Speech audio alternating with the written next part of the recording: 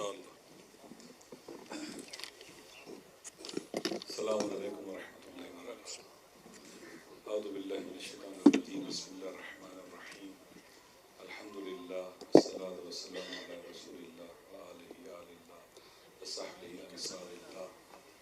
اما بعد فقد قال الحکیم فی کتاب المتین. اعوذ باللہ من الشیطان الرجیم.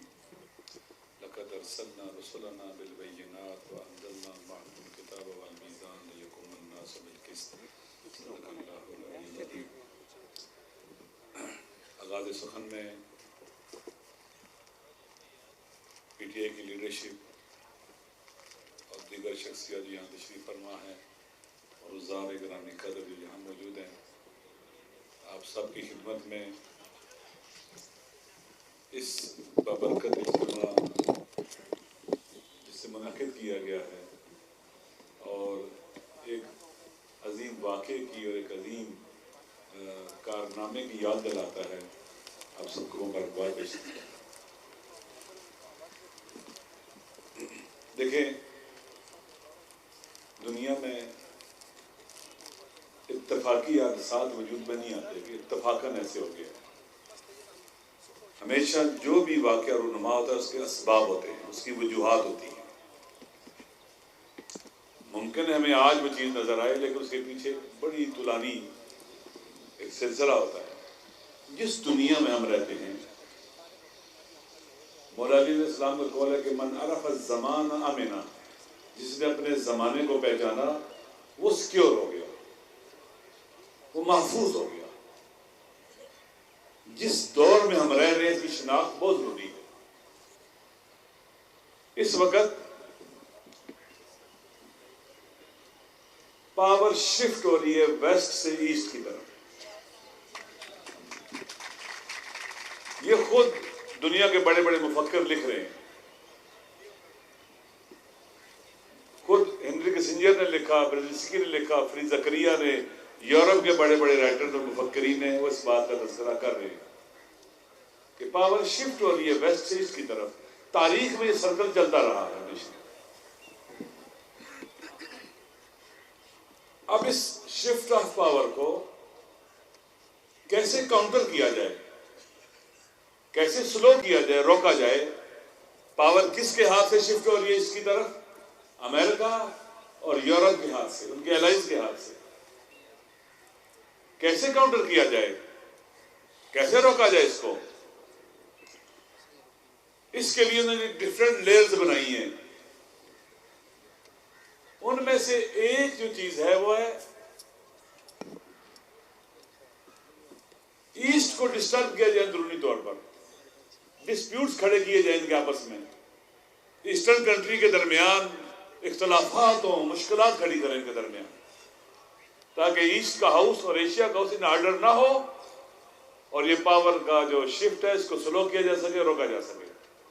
ایسٹ کے جو حساس ایریاز ہیں، ویسٹرن ایشیا ہے، ساؤتھ ایشیا ہے، ساؤتھ چائنا سی ہے، یہ ہارڈ پوائنٹس ہیں ایسٹ کے، انہیں ڈسٹرب کیا جائے. پاکستان ان میں سے انتہائی اہمیت کا حامل ہے. ساؤتھ ایشیا کا دل ہے پاکستان، اور شفٹ آف پاور کے لیے گیٹ وے ہے Pakistan from west to east کے لیے. پاکستان کو کنٹرول کیا جائے، پاکستان کو ڈسٹیبلائز رکھا جائے، کمزور رکھا جائے، اسے اپنے ہاتھ میں رکھا جائے. ایسٹ بہت اہمیت کا حامل ہے. ایشیا آپ دیکھ لیں، آبادی کے لحاظ سے سب سے بڑا کنٹیننٹ ہے، ریسورسز کے اعتبار سے بہت بڑا ہے، اب منڈی بہت بڑی ہے، اسکل مین پاور بہت زبردست ہے، یہاں پر لیبر سستی ہے، ترقی یافتہ ممالک موجود ہیں، تہذیبی حوالوں سے بھی بہت رچ ہے. دنیا کے تمام بڑے بڑے جو ادیان ہیں ان کی پلیس آف برتھ ایسٹ ہے، ایشیا ہے، اور اس میں پاکستان بڑی اہمیت کا حامل ہے. لہذا پاکستان کو ڈسٹیبلائز رکھنا ہے. ایک لیئر جو انہوں نے بنائی وہ اسلاموفوبیا ہے. یو ایس ایس آر کے ڈاؤن فال کے بعد انہوں نے اپنا دشمن اوپنلی اسلام کو بنا دیا اور اسلام سے لوگوں کو ہراس کرنا، ڈرانا، اسلام سے خوف دلانا، جس کے نتیجے میں بنیادی انسانی حقوق مسلمانوں کے پامال ہونے لگے، ڈسکریمنیشن پیدا ہوگی اور مشکلات جو وہ بیان ہو چکے ہیں یہاں پر۔ خان صاحب کا نقش رول کیا تھا؟ جو عالمی قوتوں نے اپنی ہیجمونی کو باقی رکھنے کے لیے جو منصوبے بنائے ہوئے تھے، خان صاحب نے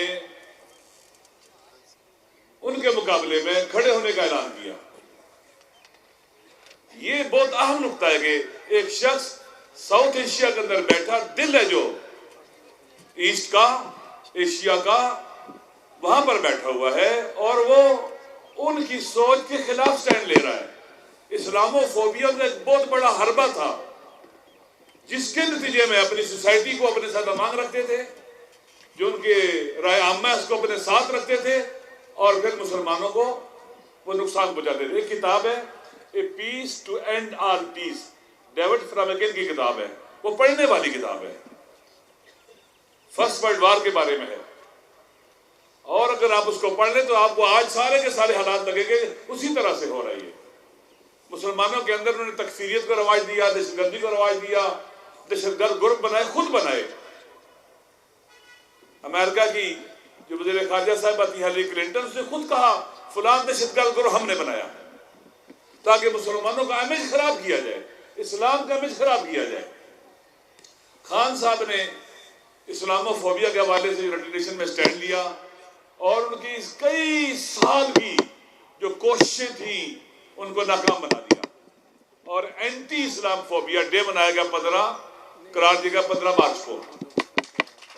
یہ گویا ان کی جو یلغار تھی اس کا راستہ روک دیا گیا، اس کے آگے ایک بڑا بند باندھا گیا، اور یہ الحمدللہ ذالک فضل اللہ یؤتی من یشاء، یہ کام جو اللہ تعالیٰ نے عمران خان صاحب کو سونپا اور عطا کیا۔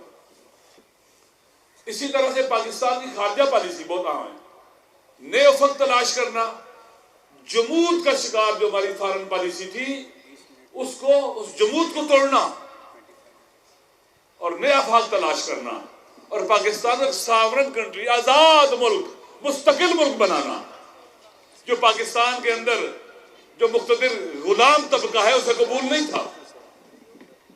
یہ انتہائی خان صاحب کی ایک مظلومیت یہ ہے کہ اس بلند قد و قامت کے مالک شخصیت کا مقابلہ انتہائی بونے، چھوٹے، گھٹیا، حقیر اور پست لوگوں سے ہے، جن کے اندر کسی شرف کی نشانی نہیں ملتی ذرا برابر بھی، بہت چھوٹے، جو گھروں میں گھستے ہیں، جو عورتوں کو مارتے ہیں، عورتوں پر ظلم کرتے ہیں، جو کسی انسانی ویلیو کے قائل نہیں ہیں۔ یہ نہ اسلام اجازت دیتا ہے اس کام کی، نہ مشرق کی تہذیب اجازت دیتی ہے، نہ انسانی قدر ویلیوز اجازت دیتی ہے ان چیزوں کی جو یہ کر رہے ہیں ہمارے ملک کے ساتھ۔ آپ دیکھ لیں کتنا ڈر ہے انہیں، کتنا خوف ہے انہیں خان صاحب کے ساتھ۔ انہیں گولیاں ماری انہوں نے، ڈر جائے گا، وہ نہیں ڈرا۔ ان پر مقدمے غیر قانونی اصل غلط قسم کے مقدمے بنائے جن کی کوئی بیس ہی نہیں ہے، یہ خوفزدہ ہو جائے گا، وہ نہیں ڈرا۔ اسے جیل میں ڈالا گیا، وہ نہیں ڈرا۔ اسے سزائیں دی گئی، وہ نہیں ڈرا۔ اس سے پارٹی کی لیڈرشپ چھیننے کی کوشش کی، وہ نہیں ڈرا۔ الیکشن کے اندر بلے کو چھینا، وہ نہیں گھبرایا۔ پاکستان کے عوام کو بھی سلام کہ انہوں نے ہر حربہ جو ان نالائقوں کو تو سے ناکام بنایا، اور 8 فروری کو ایک خاموش انقلاب تھا ظلم اور فساد کے خلاف اور ان غلاموں کے خلاف، ان ظالموں کے خلاف۔ 9 فروری کو جو کچھ ہوا یہ 1970 کے بعد سب سے بڑا سانحہ ہے۔ 1970 کے اندر الیکشن ہوا، عوام کی رائے کو نہیں مانا گیا تو پاکستان ٹوٹ گیا۔ سب سے بڑا سانحہ 9 فروری کو ہوا ہے کہ عوام کی رائے کو بلڈوز کیا گیا، عوام کی رائے کو نہیں مانا گیا، اور آج تک اسے بدلنے پہ لگے ہوئے ہیں یہ چھوٹے لوگ اور حقیر لوگ۔ ان کا مقابلہ کرنا آئینی طور پر بھی لازم ہے، پاکستان کا قانون بھی کہتا ہے، ہمارا دین بھی کہتا ہے، اسلام بھی کہتا ہے، اور انسانی شرف اور وقار بھی کہتا ہے کہ ان وطن کو ان بونے لوگوں سے نجات دلائی جائے، ان چھوٹے لوگوں سے نجات دلائی جائے۔ پاکستان کے عوام ڈیزرو کرتے ہیں کہ یہاں عدل و انصاف کی حکومت ہو۔ اللہ نے تمام انبیاء کو بھیجا، کس لیے؟